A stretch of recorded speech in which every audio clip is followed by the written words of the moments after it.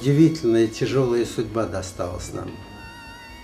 Война, депортация, голодные годы, унижения всякие, дискриминация, полная, стопроцентная дискриминация во всех сферах. Не учиться, не поступать нельзя было.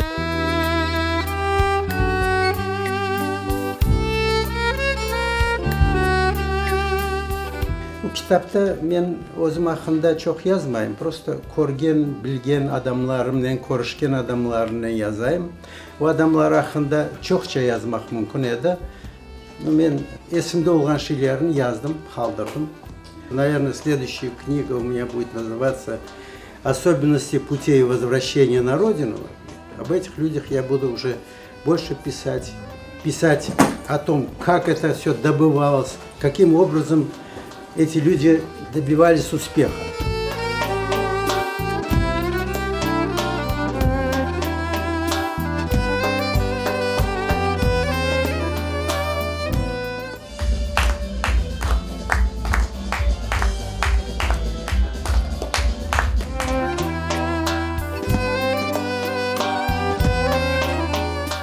Мозаика семейных историй, разных семей, но на самом деле это история о том, как сложно оставаться человеком в самых страшных ситуациях жизненных, достигать высот, добиваться чего-то в жизни, при этом помогая другим расти вслед за собой.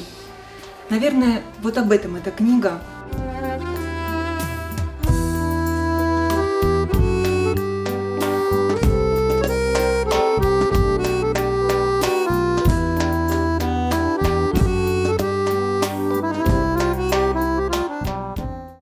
Evler var su başında, benleri var da sol kaşında.